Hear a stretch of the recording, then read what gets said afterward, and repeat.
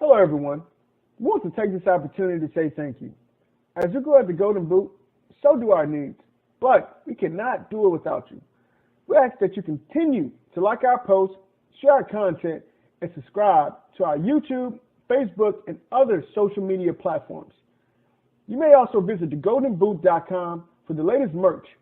If you would like to make a financial donation, you can do so through Cash App at @GoldenBoot or through PayPal at paypal.me/goldenboot. We look forward to bringing you more laughs, knowledge, and entertainment. And again, thank you for your endless support. Sincerely and respectfully, the Golden Boot team. The views and opinions expressed in the Golden Boot podcast are those of the speaker and do not necessarily reflect the views or positions of the Golden Boot podcast as a whole.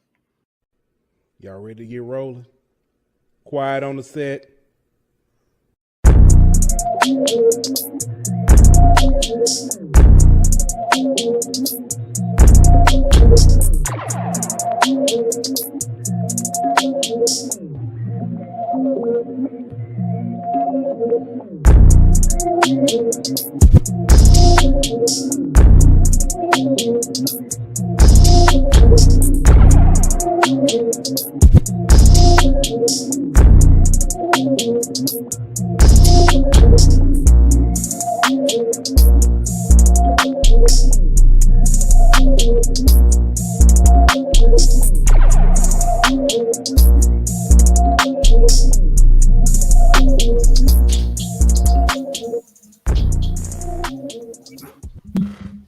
Hey, welcome back to another episode of the Golden Boot.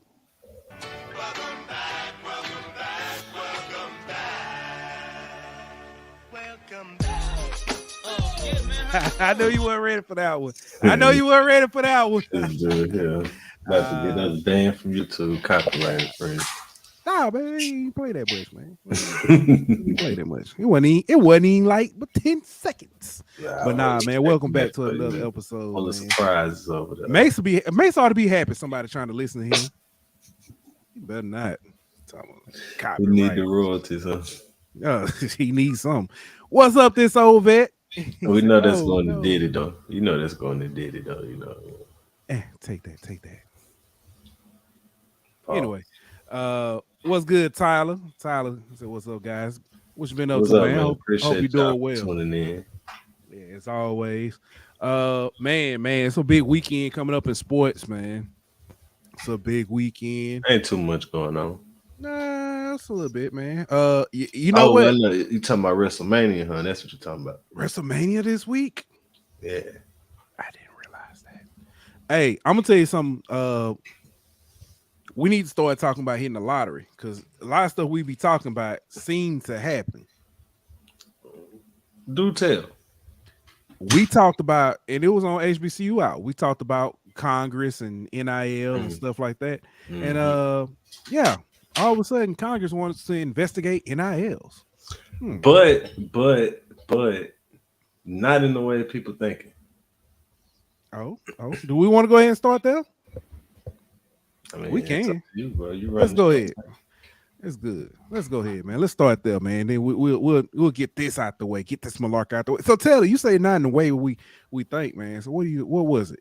What exactly was Congress talking about? I think, from my understanding, they trying to kind of protect the athletes in a sense. You know what I mean, and make sure that they aren't being taken advantage of by NIL.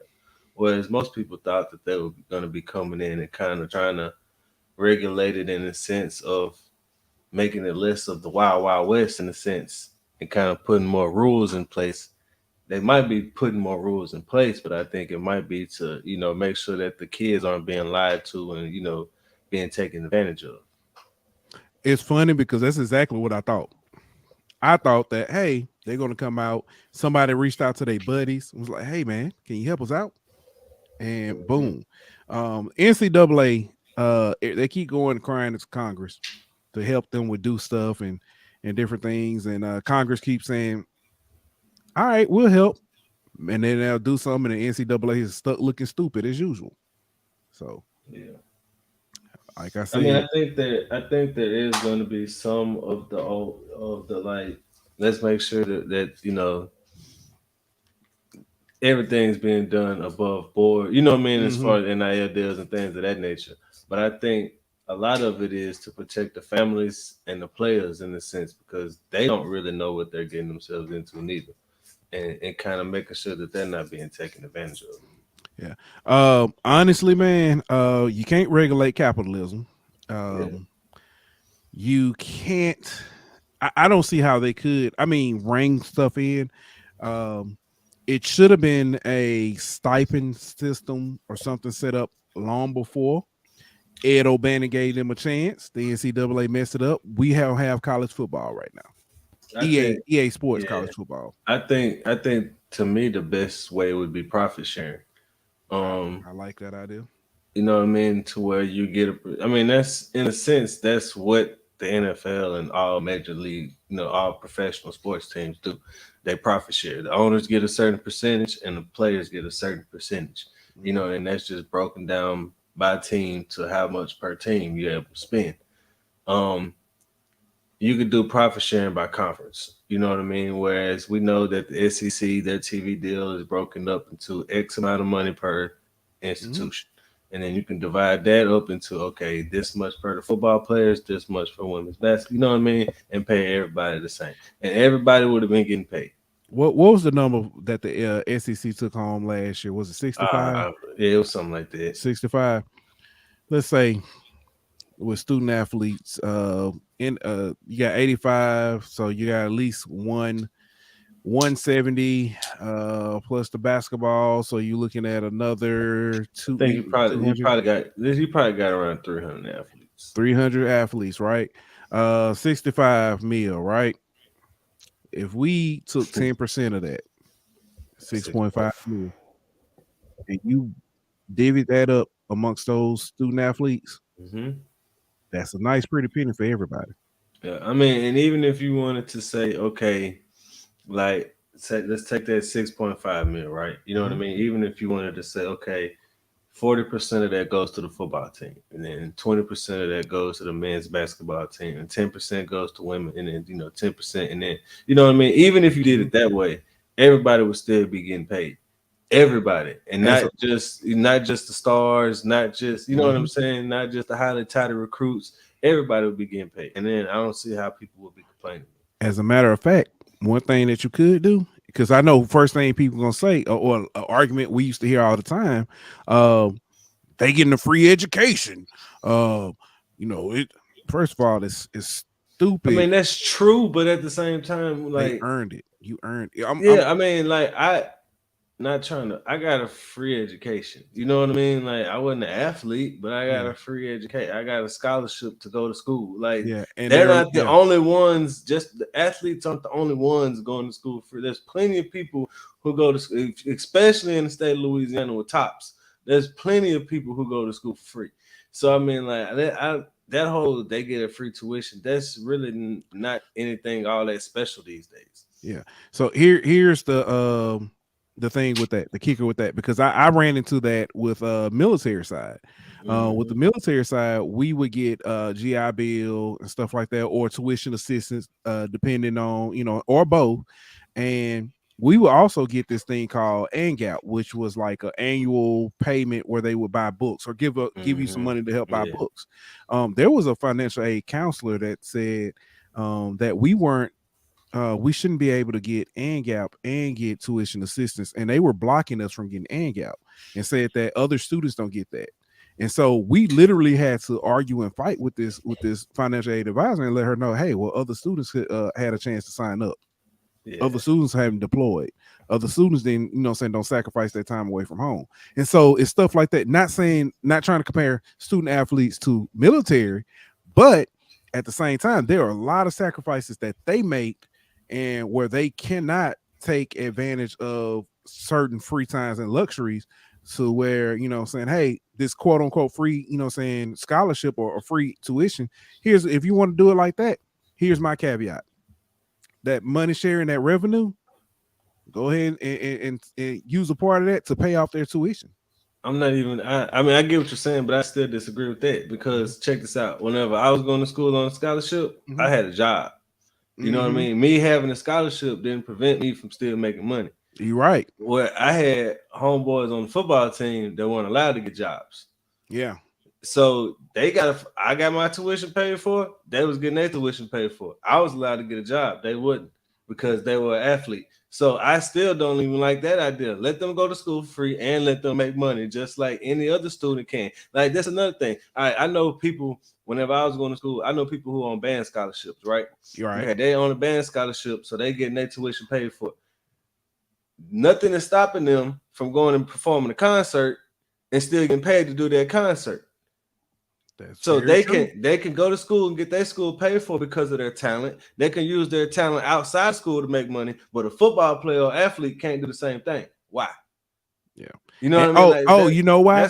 That's why I feel like what they're doing nowadays is perfectly fine because there's been for forever everybody else with a talent has been able to go to school for free or get their tuition paid for and make money with their talent, but athletes can't do that.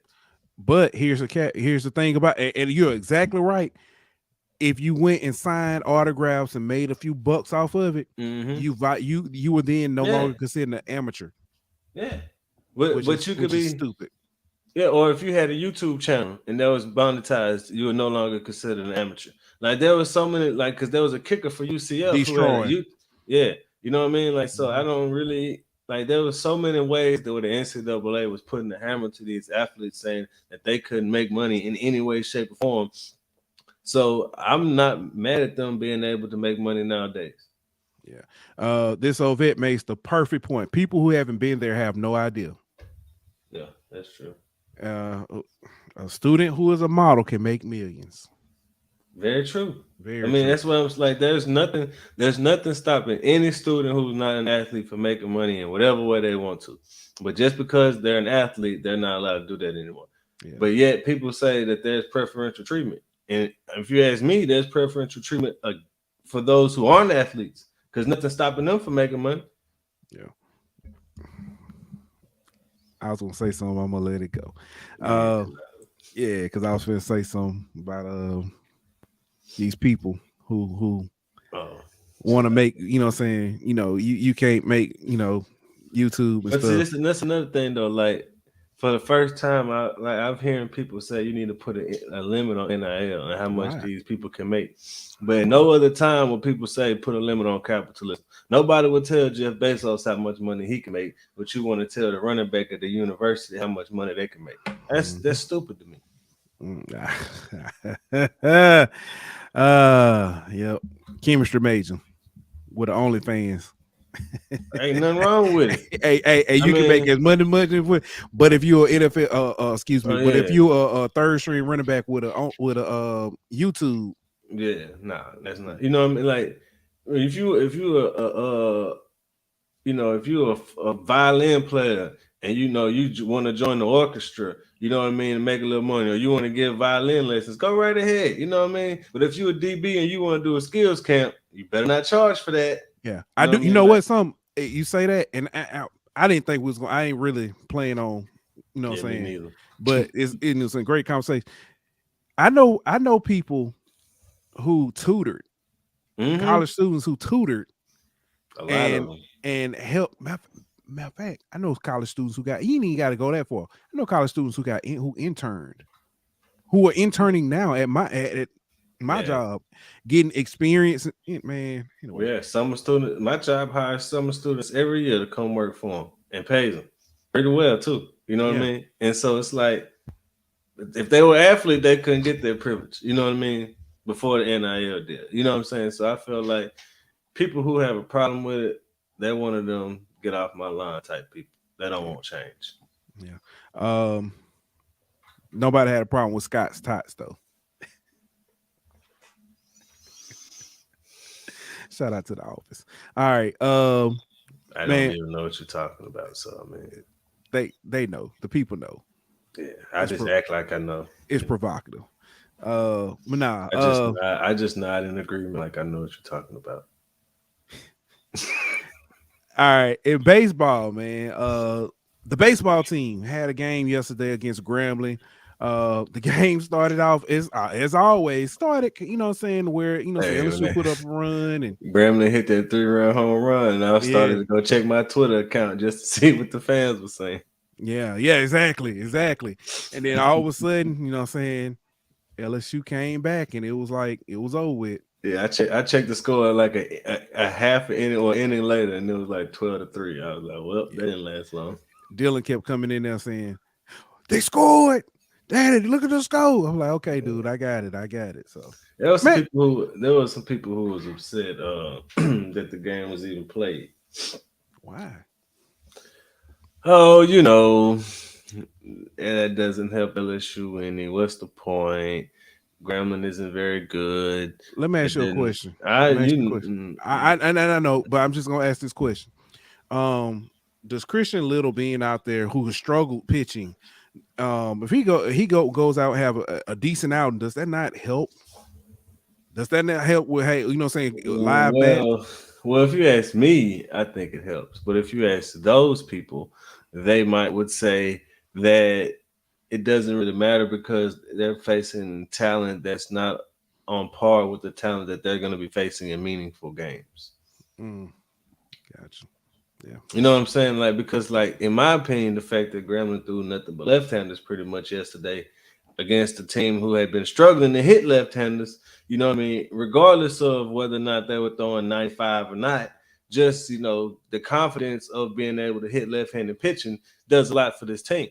But, they're going to say that, they were throwing 70 miles, 80, you know what I mean? It doesn't really matter. But to me, it's not always about that.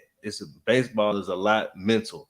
There's a lot of mental aspects in baseball. And like you said, the pitching, getting your pitchers back in the groove, getting your hitters confident about hitting left-handed pitches again, that goes a long way, even if, facing Grambling isn't necessarily what you would want this team to face as far as competition-wise. But it's still good for the mental aspect, developing some of that and kind of getting in tune with some of that. Does anyone have any issues when the football team plays New Mexico or even Southern to get back on track, or you play? Well, to a certain extent, they do. I mean, I feel like in a way that's different in football because I feel like they know that you kind of need to rest up a little bit with the grind of an SEC schedule. You know what I mean? Like, that's how they're going to look at it. It gives you time to rest your players and stuff like that. Even though the same logic can be applied to this baseball schedule and playing Grambling in the midweek. Mm-hmm. But I feel like part of it is how good this team is. You know what I mean?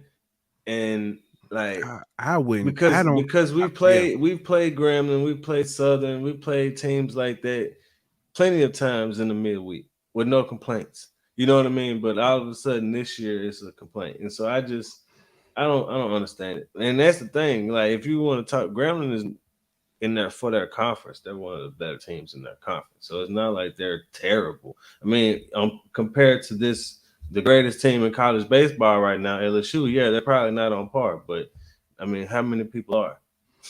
As Dave said, what's good, Dave? Dave says all of it is useful. And Julian says it helps him because he was a starter. Talking about Christian Little. Mm-hmm. Before LSU, he was a starter, and now he's in the bullpen in different roles. Jay put him back where he is comfortable, which was a starter. I completely agree. It helps.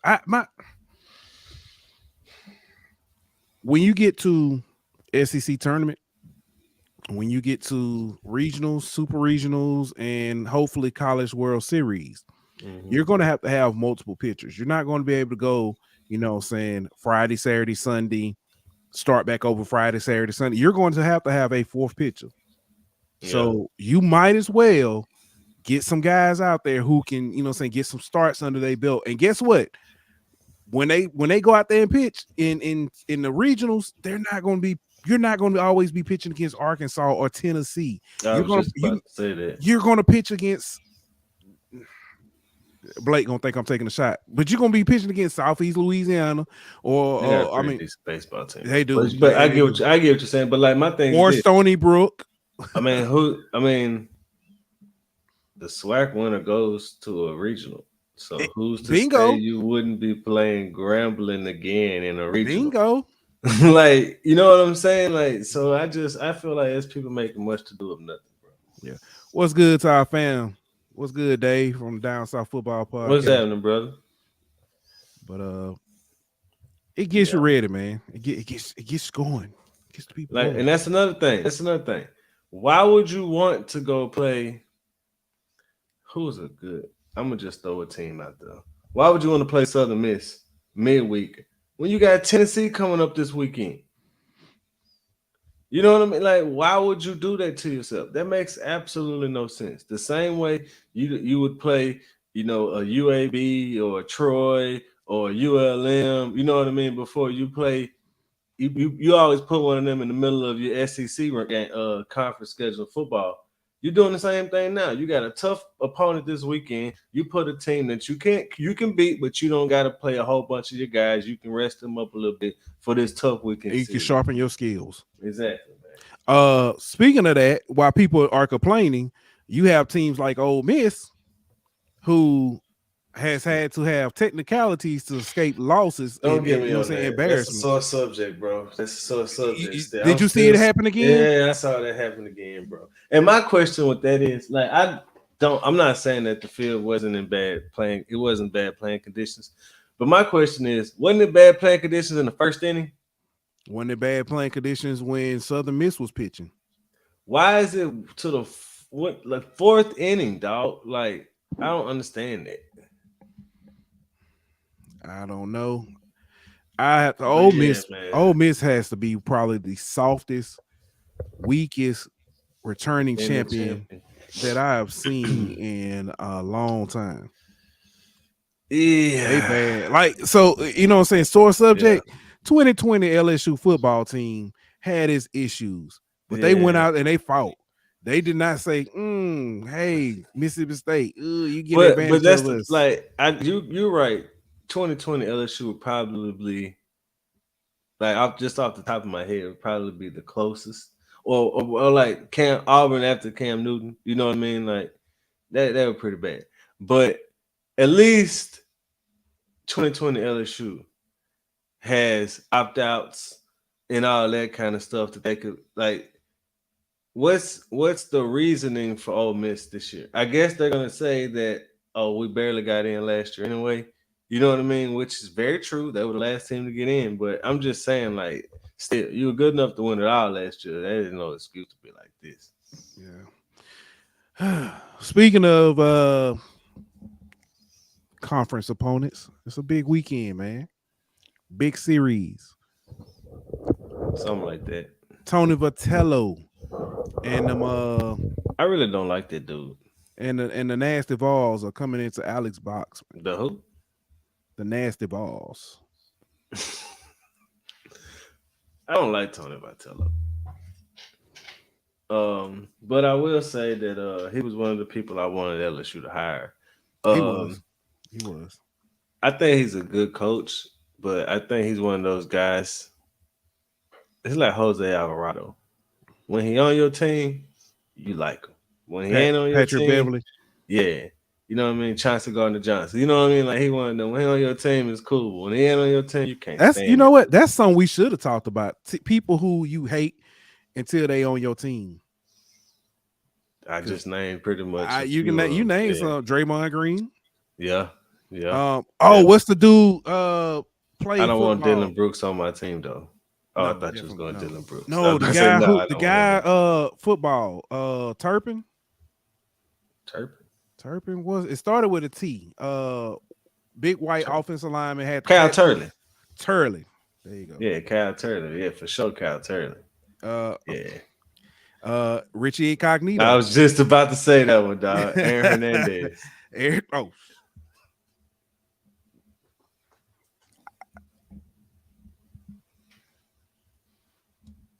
Boy.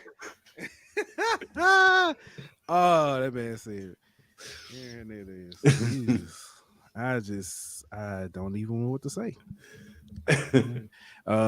Dave said, Julian said PJ Tucker. That's a good Yeah, that one. one ain't nothing. But Tony Allen would be another one. Romanowski. Romanowski is one too. It's one I can, Yeah. You know what? Romanowski. Vontez Burfict. Mm. Pac-Man Jones. Pac-Man Jones is a really good one. Yeah. But yeah. That's a fun conversation. But yeah, but back to the baseball. Vitello. Yeah, he one of them dudes I really can't like. But I will say he was very Lincoln Riley-ish to me. I think he's worse. Oh no, I'm talking about as far as like somebody who I wanted. Oh yeah, and then when you saw him at where they at, you like, nah. Yeah, I didn't think it was possible, but I did want it. I wanted him and Cliff Godwin from East Carolina. Them was the two dudes I wanted. But Cliff Godwin was a good one. Yeah, but he got that thing rolling though. I will say, I know last year they didn't make it to Omaha, and that was a big disappointment. But nobody wanted to see that team last year. Oh, they made it. They just got bounced early. They didn't make it to Omaha. Yes, they did. They got beat by Notre Dame. Put them out. If I'm not mistaken. I thought they lost in the Super Regional. Julian, double check us. By the time you look it up, Julian gonna have it in the comments, bro. You might as well just wait on Julian and type it in. But I'm pretty sure they didn't make it to Omaha. I'm pretty sure they lost in the Super Regionals. You are absolutely right. Absolutely right. Yeah.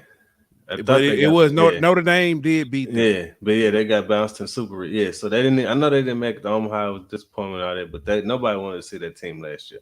And this team this year, they aren't as good, but you still don't want to see them. Honestly, like I can't believe you challenged my Google fingers. Said Julian. I really was challenging Julian, but Julian kind of let me down. I thought he was gonna have that, but yeah. So I don't know. I think that team. It's a winnable series. Mm-hmm. It's gonna be like Arkansas. You know what I mean? You're gonna have to bring your A game. I mean, honestly, Texas A&M was the same way because they took game 3 from them. So yeah. I think it's like any other week in the SEC. You know what I mean? You got to bring your A game. It does help that it's in the box. If we take 2 out of 3, that's a win.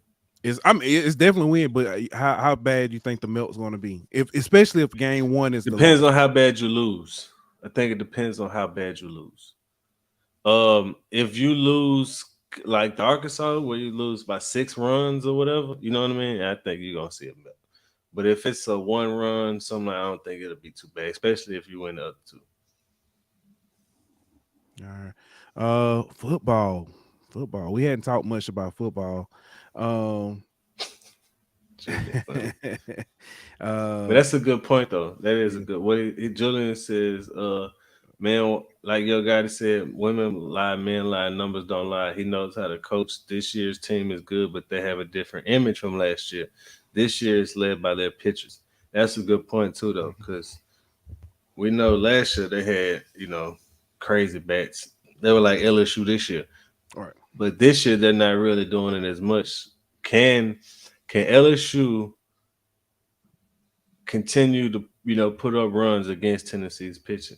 And can LSU's pitching be good enough to overcome the bats that Tennessee does have? It's gonna be a good like strength on strength, weakness versus weakness type deal.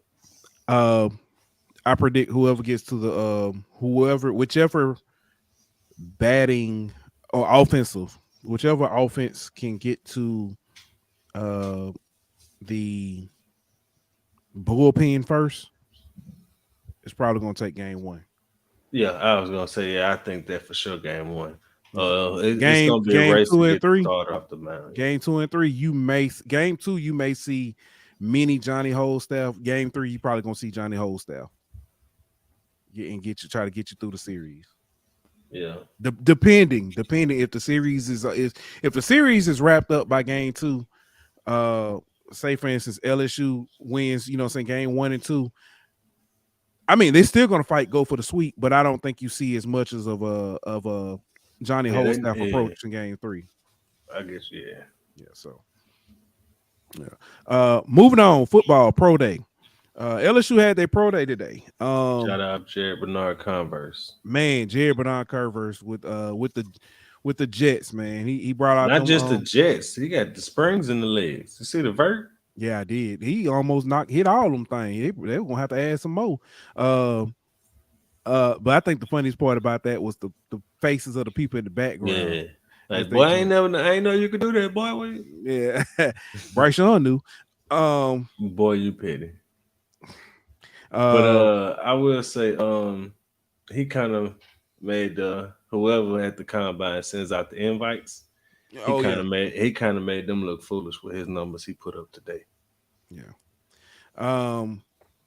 This old vet said, dang, forgot about it and missed it. Hope someone is posting videos. If you It's go a few. to LSU's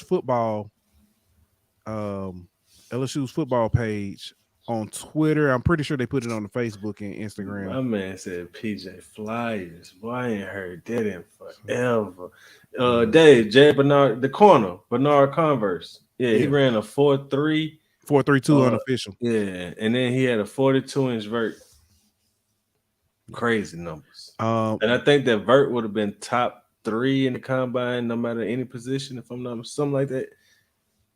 Biggest disappointment, Kayshawn didn't participate. Well, he participated because he caught routes. Okay, he didn't. He participated in the field events. Right? Yeah, he didn't do any drills. I got some theories. I'm not gonna say them on here, but I got some theories about that.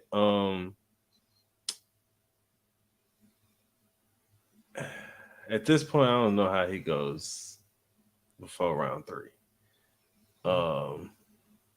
I think he's still. I think he'll be a steal for whoever he goes to.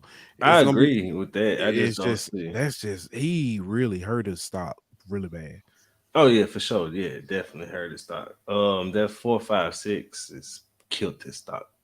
Because like I was saying the whole time, if he runs what we think he can run 4.3, I mean he's still gonna go high just because of his potential. But whenever you're looking at a 4.5, that's a big difference. Yeah. Especially for someone who isn't, the biggest receiver, size and weight, height and weight. I mean, so I mean, it was disappointing that he didn't run, especially.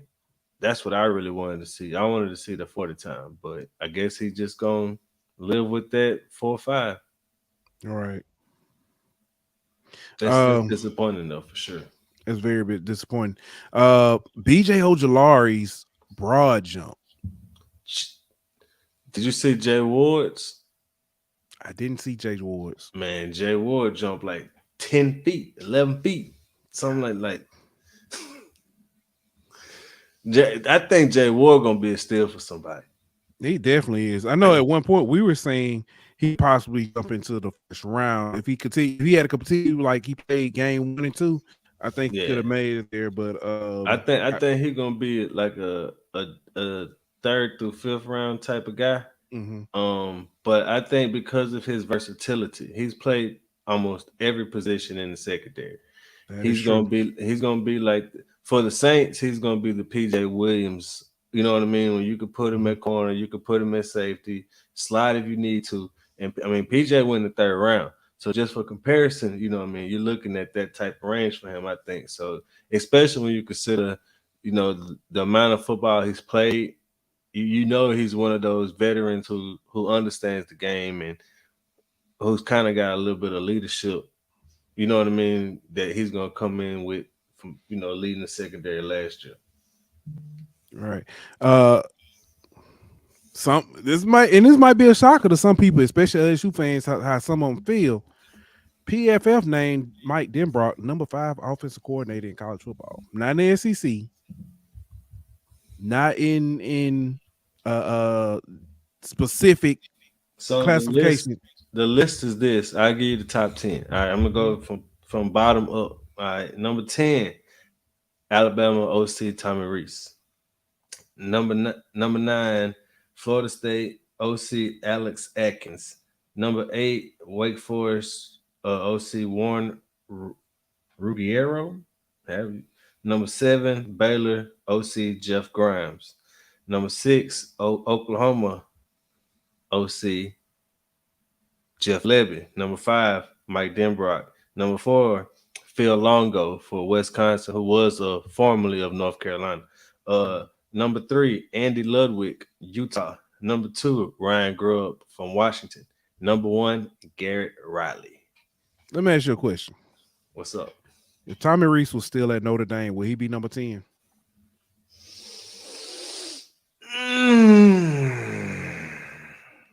That's a very good question.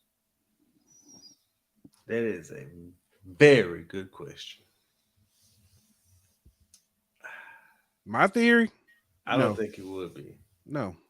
I don't think he would be. Like if Bill O'Brien was still at Alabama, Bill O'Brien would be number 10 or higher. Like if Ty Monken. I was gonna say Ty Haley, Lord. If Ty Monken was still at Georgia, he in the top 10. And Tommy Reese ain't in the top 10. So yeah, I honestly don't know if he's top 10 anyway, like still. So that's my point. That is my point. The Bama Boost works for coaching too. Man, let's talk about Denbrock though. But Denbrock though, what you think about it? I think is accurate. I think what fans saw, I think Denbrock had LSU in great position. A lot of times execution was not as well. Perfect example. How many times did we complain? Why are we running this play with Mason Taylor? He keeps dropping it, and we could have ran it with Jack. But he opened though. Yeah, but he was open. He said, "Why we ain't running it with Jack Best? Run that same play, with just put it in motion, and he scores the game-winning 2-point conversion against Alabama." Yeah, and I mean, you saw like the way as the season progressed, the offense got more explosive. Yes. I know there were games where it was ugly. Arkansas, there were games where it was ugly. But I don't know if you can put that all on them. I think you were finna say Texas A&M. Even the Texas A&M game, your offense scored you 24 points. They gave up 7, but your offense scored you 24 points. But I'm just saying optically. You're absolutely right. And so and I know there was it the Auburn game? Yeah, Auburn game wasn't optically. You know what I mean? There were games where it wasn't good, but I don't know how much, like you say, how much of that you could put specifically on Denbrock. I mean, offensive line issues when you're rotating in multiple guys, quarterback times where he was hurt, wasn't playing at his best, missed some throws, receivers weren't always, the best sure-handed at times. You had times where, it hits receivers in their hands, but they're not trying to raise their hands and catch the ball. You know what I mean? So, I mean, there was a whole bunch of factors, I think, that played into last year not being the best offensively, but I think Denbrock showed that he's pretty. I mean, especially what you look at, not just last year, taking what he did at Cincinnati. You know what I mean? With those teams, I think he's definitely realistically speaking. I believe that if outside of maybe the Tennessee game, the offense gave you a chance to win every game you win. The Florida State game is kind of an anomaly because they scored points. The problem was they scored them so late, but I think they still gave you a chance to win the game. And you just again, outside the Tennessee game, and defense faltered in certain points. So, yeah, I would agree with that, and I would say in the Tennessee game, special teams really was the key factor in that one. Yeah, this which special teams is going to be heavily watched. Yeah, heavily scrutinized. Oh yeah. NFL, man. Did you see this about Jim Trotter? For those of you who don't know, Jim Trotter is a reporter. He was once with ESPN and Sports Illustrated. He was then just recently with the NFL Network. He has for the past, I want to say 3 years, when they do like the, I guess, preseason, talks with like with Roger Goodell and stuff. He's always asked about diversity. Oh, you talking about the owners meeting? The owners meeting. There you go. He's always asked about diversity. And there's a clip going around where he kind of last year's where he asked the question. And it was very well put together. The question basically talked about, he detailed the numbers. 70% league, you know what I'm saying, black league, you have 3 head coaches in which 2 were just recently hired after you're being sued for not having diversity. You have no owners. That may change. Story coming soon. You have no owners right now. That ain't changing, but go ahead. Yeah, I don't, you know, so I'm just saying. You have no owners. You have what is it 12 GMs, 7 GMs. I think it's 12 presidents and 7 GMs or something that are minorities. Or black, and it's and he was saying that even in the media side of things, there's no black members of media in positions of leadership. Yeah, that's a very good point right there. I mean, you got all the NFL Network and all that. None of those executives. And I mean, even if you look at on whatever it is, New York Avenue, whatever it is, the NFL headquarters. I mean, the only one I could think of was Troy Vincent. Yeah. So, but the story here is he brought up all this stuff. His contract was not renewed with the NFL Network. Imagine that. And people are calling. They're basically saying it looks like he was basically let go for pointing out their failings in what they preach about diversity. You don't find that suspicious? I almost said something, but I'm not gonna get us canceled tonight. No, go ahead and say it. Ain't nobody gonna cancel us. Man, we didn't battle through the Deion talk. We didn't battle through. All I was gonna say is it sounded like ESPN gonna hire him. That's all I was about to say. Hire him back. Mm-hmm. You know they all about diversity right now.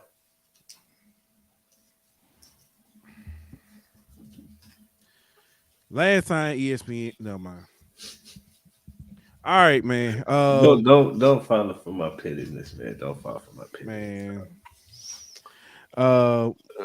About the black owner. So Magic Johnson and a group don't fall for it. Has placed a $6 billion, with a B, $6 billion bid on the Washington Commanders. Sounds like you don't believe it's gonna happen. You heard this before? I've heard this before. David Earp. You like me are a Dodgers fan. You remember when Magic owned the Dodgers? You remember that? You remember how much percent of the Dodgers did Magic own? That's a good point. So, how much percentage of the Commanders is Magic finna own? That's a good question because if I'm not mistaken, even in basketball, when Jay-Z was in, he was a minority owner. It was like a percentage of a percentage, but I don't know if it if it's okay, Daniel Williams. If it can happen, then why is he going in with a group? Tell me that. That's a good point. I don't know.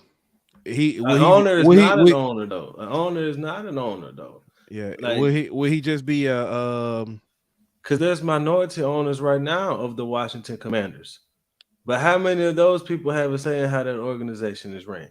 How many of those people are allowed to make decisions? Or do they hire people or does Daniel Snyder hire people?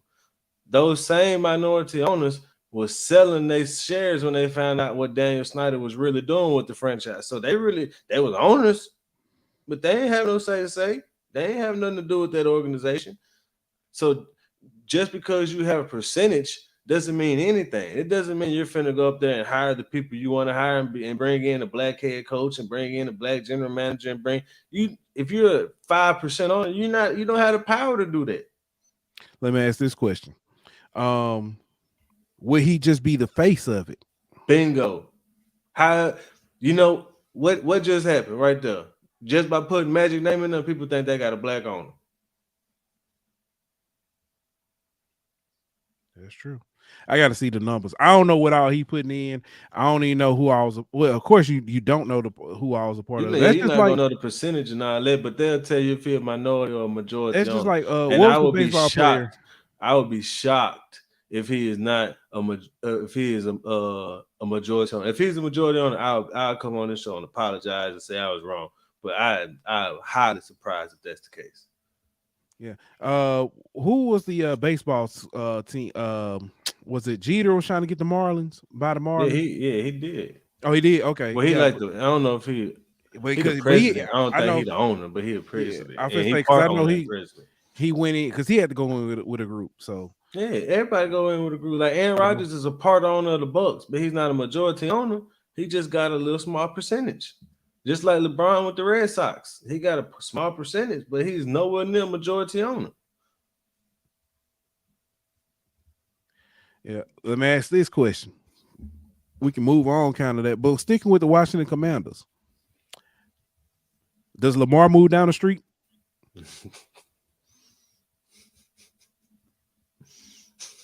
Because we talked about this, and we talked about when Bieniemy went over there and was like, saying he doesn't have who's going to be the quarterback. And I've seen everything I've seen right now. Everything's kind of the leader has been the Colts for what I've seen, but Which makes sense. The I've Colts make sense. Yeah, I've seen.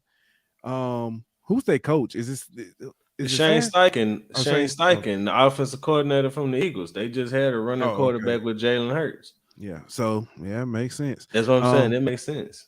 But do you go down the street to Baltimore? I mean, from Baltimore to Virginia, and I don't. If I'm Lamar, I'm staying away from that franchise. I know they got Bieniemy. I get it. And Rivera.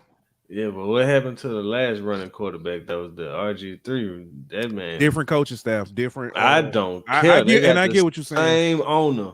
That right the now. Same owner. That Magic gonna fix that though. When that's gonna go through?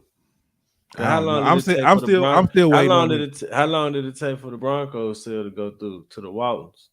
That's something I don't know. And speaking of that, that's what I'm saying. It's not gonna go through before the Robert Smith was trying to get the Broncos too. So to your point, yeah.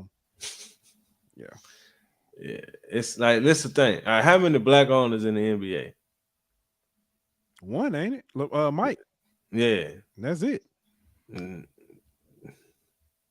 It was. I mean, it wasn't two. It was the same franchise. Ironically, it's the same franchise. Exactly. But my point is, they not finna let too many black people start owning them franchises, bro.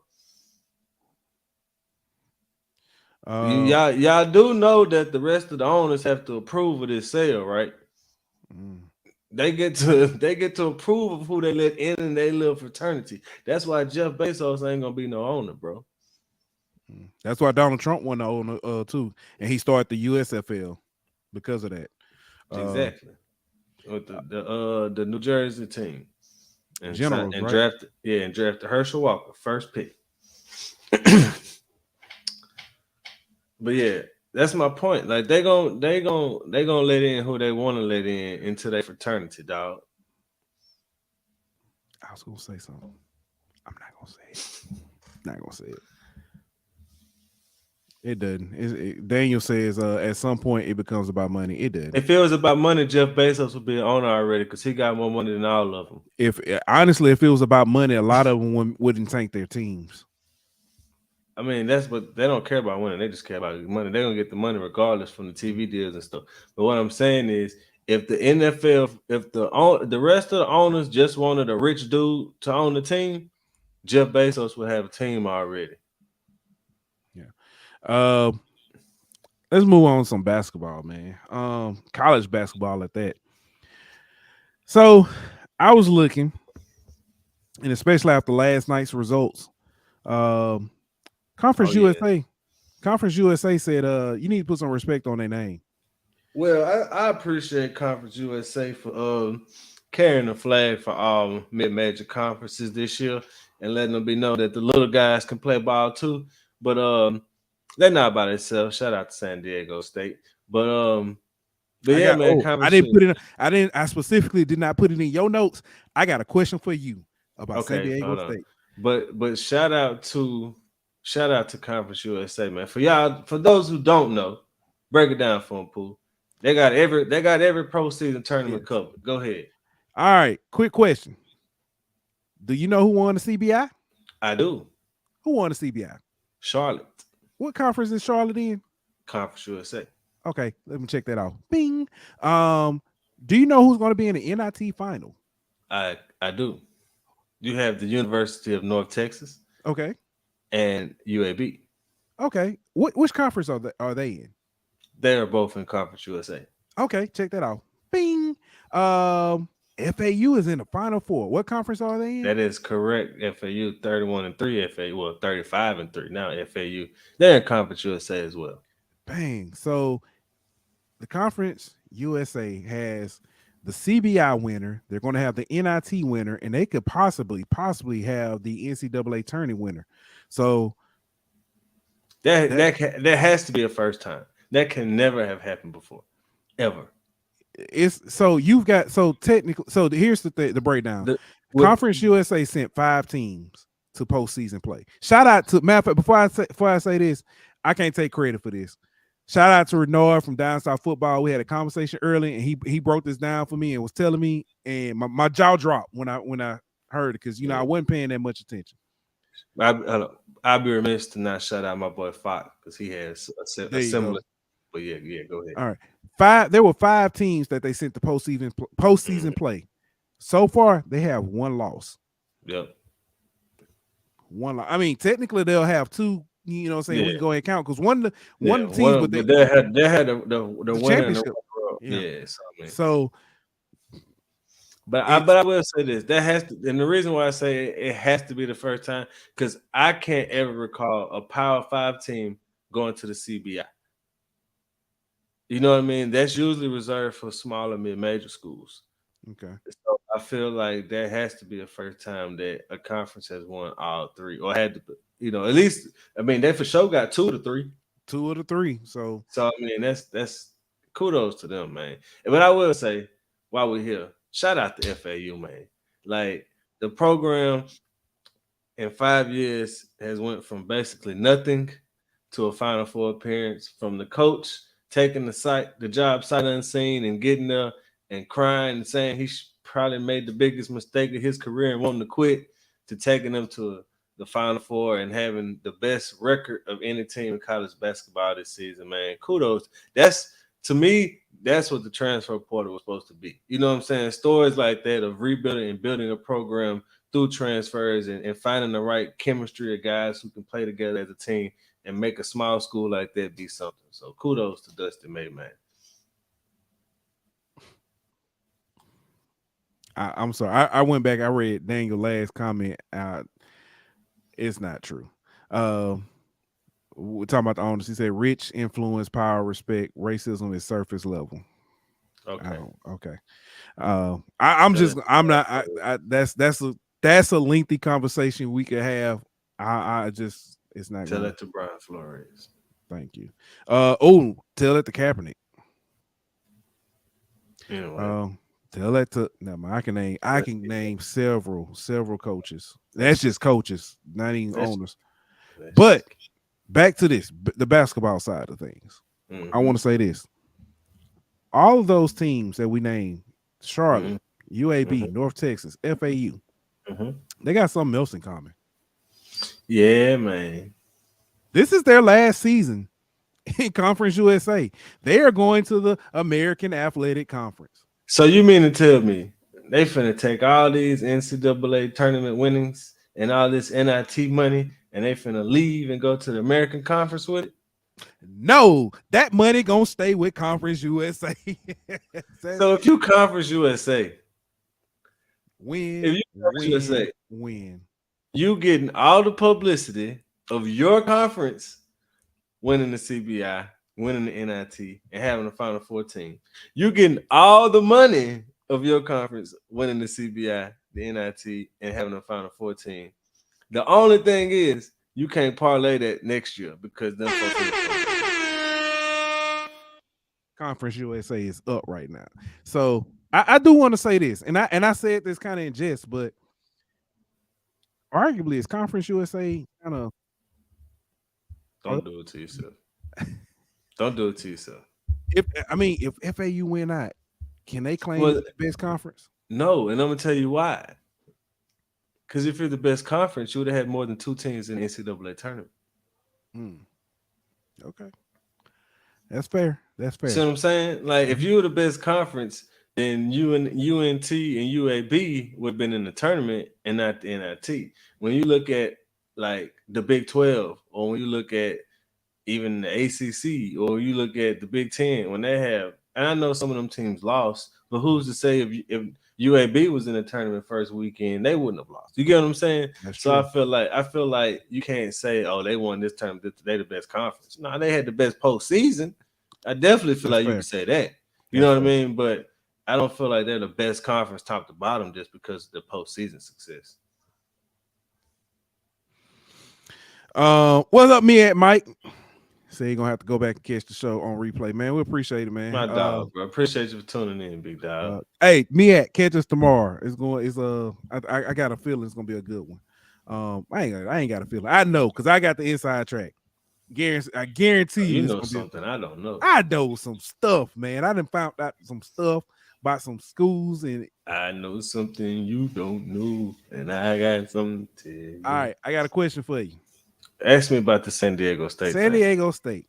Uh-huh. Do you know who San Diego State's all-time assist leader is? I do know this. I do know this. I do know this. He a Hall of Famer, man. He is a Hall of Famer, but not in basketball. Nah, he's not. He arguably the greatest hitter of all time. My guy, Tony Gwynn. Bingo, with 590 assists. The crazy part about it, the runner-up, the person behind him, is 111 assists behind him. Dang.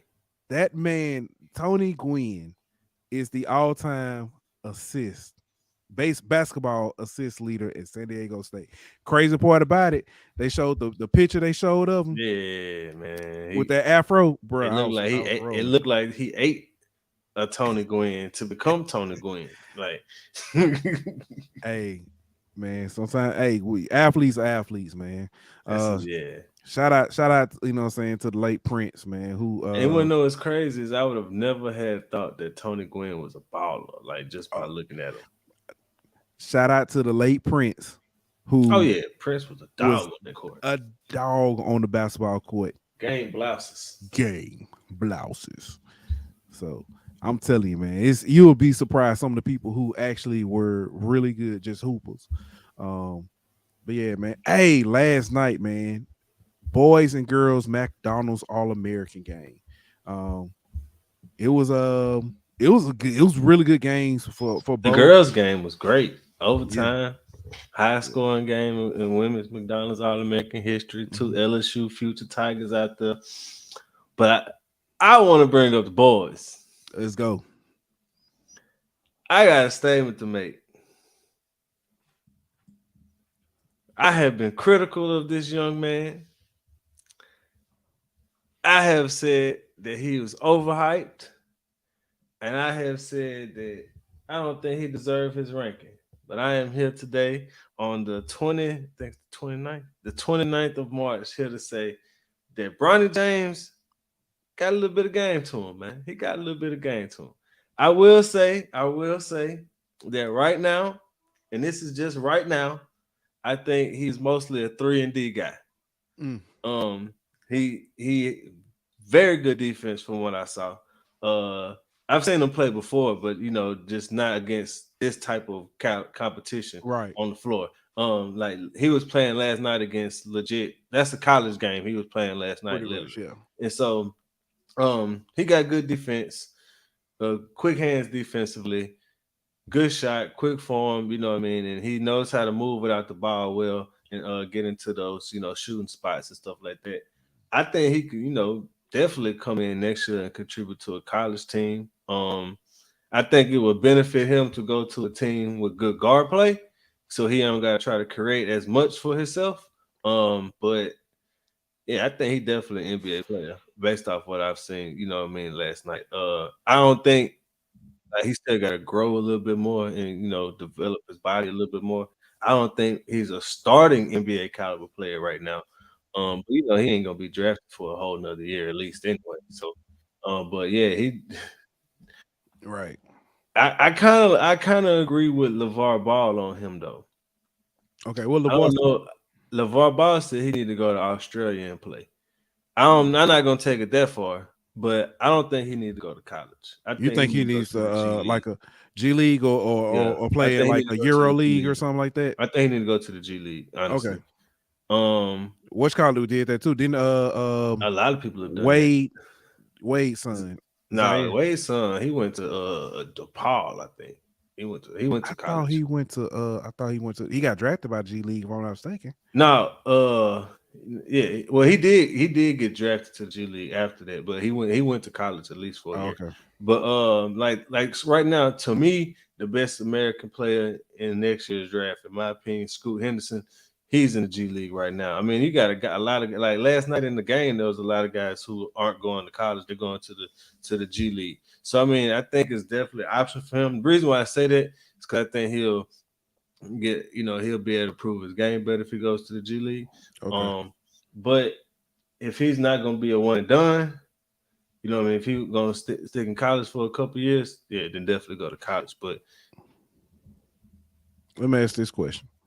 Do you think that the pressure of LeBron wanting to play with him and in the NBA is going to push him to be a one and done? Yes. And I think part of the fact that whether he wants to or not, like as a competitor, you don't want to be drafted because your daddy got connections. You know what I mean? You want to be off your own, reward and what you worked for, But I will say that I think part of it is he know that I ain't going undrafted. You know what I mean? Like I'm gonna be a lottery pick no matter what. So I think part of that is in the back of his head too, whether he wants to admit it or not. He know he gonna get picked up. He ain't finna be, no disrespect, he not finna be Sharif. You know what I mean? I was thinking that. But yeah. No disrespect to Sharif. I think there was some other reasons why he didn't get drafted, not just I think his health concerns played a lot to do with that. I don't think Will Wade did him any favors too. I 100% agree with that, but I also think that if he had a clean bill of health, I think he still would have got drafted. But I think that played a part of it. All right, what else with the game, man? Men, the boys or girls or men's and women? All right, so the boys game, I feel like referees in basketball are trash, top to bottom, because that game last night was terrible. There was a clear goaltending call that they missed that changed the game. But I will say that a lot of people clown Calipari, but he does it every year. I don't know how he does it. Number two. I don't know how he does it, but the DJ Wagner kid is legit. In my opinion, the best player in the country. The kid is legit. But they got multiple dudes going to Kentucky next year who's loaded. I mean, Kentucky, they finna be right back. That connection with his dad though is I'm pretty. No. Don't forget, DJ Wagner is the third generation McDonald's All-American. His granddaddy, his daddy, and he are McDonald's All-Americans. His daddy played in the NBA and won a championship on the '88 Lakers. Obviously, everybody knows his dad, DeJuan Wagner, and now DJ, number one player in the country. Well, number two, depending on the public. You said '88 Lakers. DeJuan Wagner ain't that old? His daddy. The granddad, yeah. Granddad. Oh, okay. I was going to say, well, like, yeah. I think his name Milt Wagner. Something like that. Yeah, no. When I said the connection, I meant that Calipari coached DeJuan. Oh yeah. Memphis. So. In Memphis, yeah. So, yeah. When they won the NIT. There you go. On the women's side, I didn't see much. I know Michaela had I hate like ESPN and stuff sometimes. That was not Michaela Williams. That was not Michaela Williams. They was like, oh, Michaela Williams hits a three and does the gritty. I was like, no, she didn't. She got the assist, but yeah. But I will say that she looked comfortable last night. That's not I'm not, so because you say she looks comfortable. I want to ask this because it's come up probably 2 or 3 times when she's played with like the under 20? She was under 18. She was under the U16, U17 team. U17. So when she's played on that team, the USA team, and when she played last night, she didn't necessarily take over the game. That's not her. That's all right. So you get where I'm coming from, because that's what I know people exactly are where going to you're say. coming from. Like, you gotta understand the type of player she is. Mm-hmm. Like, she's not gonna go score every possession if she doesn't have to. But Like, that's not what people say, because people say, oh, that's our player. Hey, why isn't she doing more? Because that's not the type of player she is. Like, I've seen her play multiple times. I've seen her whenever she has a teammate with the hot hand, she end the game with 8 assists. You know what I mean? And I've seen her where in the state championship game, her last game she played, I've seen her have 20 at half. You know what I mean? Like, it depends on what her team needs her to do is what she's going to do. When she's playing in a game like that, or when she's playing on the Olympic team, even though in the 3-on-3, she killed. But anyway, when she's playing on those Olympic teams, she's playing with other talented people. She doesn't have to do as much. She gets her teammates involved more. Prime example, the highlight play did you see the pass cross court, like dime? Like, that's the type of thing she's able to do also. She doesn't have to go drop 20. Her game is bigger than that. Just think of it like this. She's a LeBron type of player. You know what I mean? She's going to do whatever the game asks her to do, whatever the game dictates. If she needs to score, she's going to score. If she needs to rebound, she's going to rebound. If she needs to pass, she's going to pass. She's not going to go drop 30 every night. That's not her game. Yeah, I get that, but I want it to be clarified because I know how some LSU fans are. Yeah, like she's not just a scorer. All right. Speaking of women, did you see that the Iowa-Louisville women's game had more viewers than any NBA game this season? Yep. I think that the Iowa-South Carolina game is going to beat that one.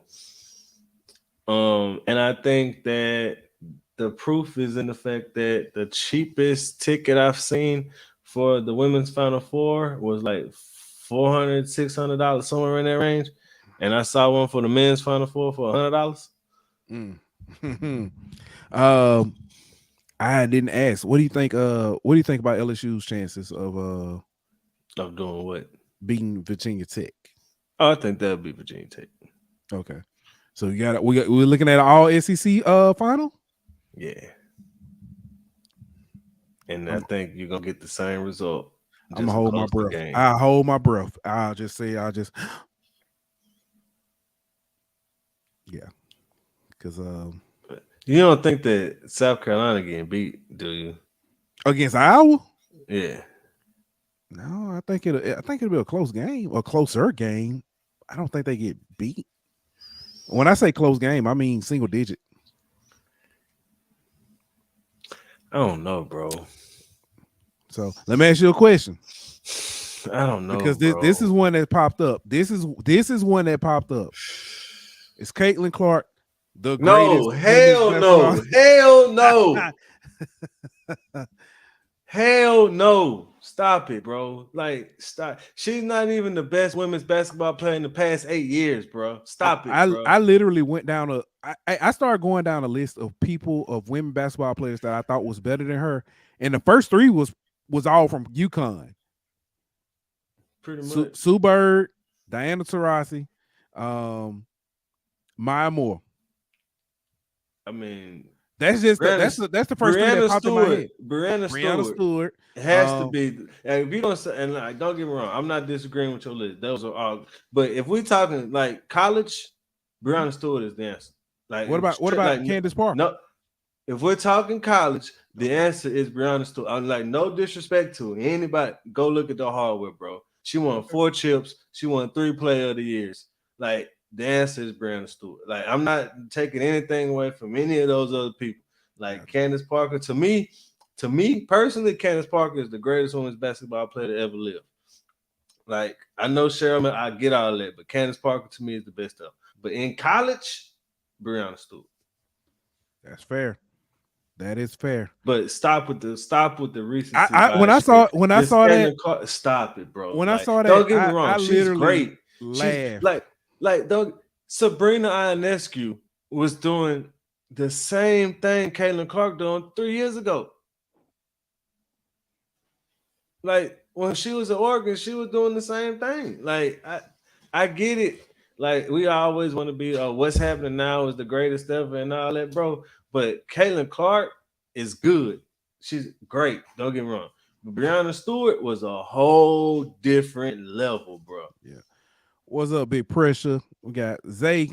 Zay chimed in. Zay been having problems getting to us on Facebook, man. Because you know they've been in, I've been having to send him some money on this commissary. Yeah, they put that man in Facebook jail. Dandy, what's good, Dandy? Said, I ain't saying Dandy in a minute. What's up, my boy? Been hard at work, man. You oh yeah, man? I can understand that, my boy. I can understand that. I don't understand. Some of never mind. It's funny. We talked about this a couple weeks ago. This man, I know. Stop it, Pressure. Stop it. Like, man, here we go. But I get it. You didn't want who say that, but I'm just saying, like, we gotta stop with this stuff, dog. Like, I get it. I just wanted to, because I know me personally. I was like, when I saw that, I was like, no. I literally was going down the list, naming people who weren't even the quote unquote the best, but they were better. Yeah, bro. Like I can 10 off the top of my head. And I'm not trying, like, that's the thing. I'm not trying to bash Caitlin Clark because she didn't ask for any of this. You know what I mean? I'm more so bashing the recency bias of people who can't seem to remember past 2 seasons ago. Yeah. I even threw Skylar Diggins in there. Nah. Better than Caitlin. Skylar I don't know, man. I think Skylar was. Man, if you put a bag over their face, who better? You wouldn't have to put one over Skylar's face. All right, NBA MVP debate. That's my point. If you put one, then you would say that Caitlin Clark would be better. I don't know, man. I think she. Skylar was just good, man. She was. Bro, don't get me wrong. Skylar Diggins was good. Notre Dame was irrelevant. I mean, yeah, and she was good, but she wasn't Caitlin Clark good. She was good, but she wasn't Caitlin Clark good. Yeah. She was like what's the girl who played there a few years ago? Ogumake. She's like that good. Gotcha. Yes, Daniel. Daniel said, y'all spoke on the pro day. Yes, we talked about that. Yeah, we talked about that already. We talked about this a couple weeks ago. NBA MVP debate. Who you got, man? I know what I said. I said previously. I said Jason Tatum. But Embiid, man, it's hard to go against Embiid right now. Told you, man. It's hard to go against Embiid. I gotta go with what Dave said. I mean, not Dave. What Zay said though. He said, "Ain't you know." You know. Hold on. Chuck, what's good, Chuck? Chuck said checking in. Hey, I need to holler at you about Chuck too. Chuck is hilarious, bro. Like, you have no idea, bro. But yeah, I'm going with Zay, man. I'm going with yeah. I'm going with Giannis. I'm gonna just say Giannis. Pressure trolling. That man said Kyrie. Yeah, he trolling tonight. But I'm going with Giannis though, man. I mean, both sides of the floor, number 1 seed in the East. I mean, I understand Joker just having a great season. I get it. Do not get that man 3. That's my whole point. He didn't deserve it last year. No. He didn't deserve it last year. So because he didn't deserve it last year, he gets that one last year, and we take the one he needs this year, and we give it to Giannis. I'll even be okay with Embiid. I just can't give it to I'm looking at Embiid numbers. That man got averaging on the year 33.3, 10.2, 4.2, and shooting 54.5%. And see, my thing, like, this is another issue I have. Like, Donovan Mitchell, nah, not quite, but he's having a hell of a season. But I will say this, like, my boy Julian said numbers don't lie, right? Mm-hmm. I feel like numbers don't lie, but they can mislead the you know what out of you. Because if you look at Jokic's defensive analytic numbers. They tell you that he is a good defender, when the eye test shows you that Jokic is a traffic cone. Mm-hmm. And I think because he is a good rim protector, you see the air quotes here. He's a good rim protector whenever you against guards. That doesn't make him a good defender. That just makes him tall. Yeah. So I feel like when you look at the defensive win shares and stuff like that, and you know, some of these you see messing with you, dog. I see that. Yeah, look at the standings though, little man. But they finna be in the what's called. They winning now. It don't matter. Look at the standings. But you if you look at those analytical numbers, you'll see that he's a good defender. But watch him, and I mean he gets beat by his man all the time. So I feel like those numbers are very misleading, and the Jokic stands are using these misleading numbers to prop up the fact that he ain't the good defender. But you know, whenever they're met with the criticism by his defense, they pull up these misleading numbers to try to make it seem like he's better than he really is. Yeah, man. Hey, Fingeri, get up out of here. But I had to tell you, well, young Ichiro, how he tried to play me last night, man. Got good young Ichiro story for you. So last night, I had Captain D's, right? Had some shrimp. Had some shrimps. He was like, "Hey, can I have one?" I said, "Yeah." So I gave him one. And then he says, he tried to hide his face.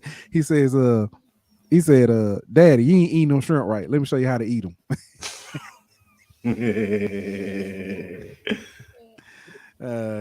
Hey man, that dude funny.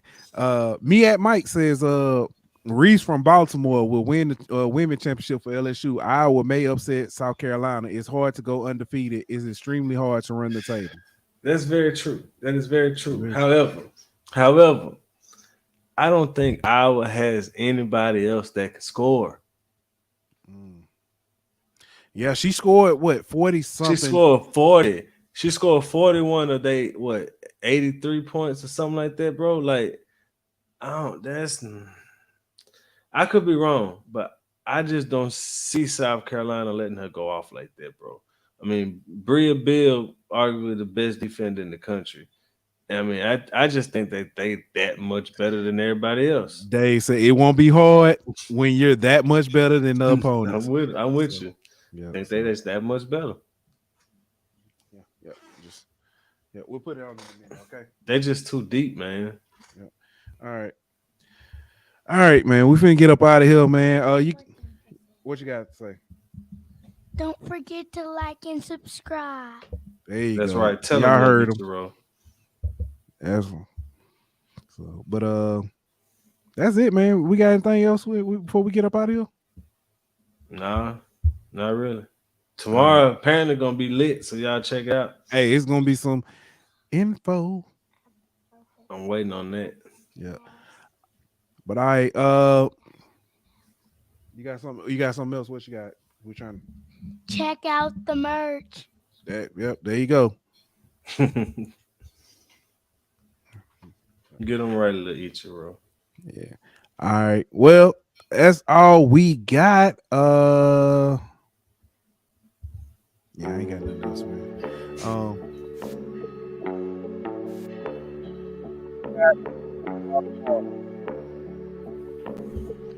Don't forget to like, follow, and subscribe on Twitter at Golden Boot. On Instagram at Golden Boot. On YouTube at The Golden Boot Pod. On Facebook at The Golden Boot Pod.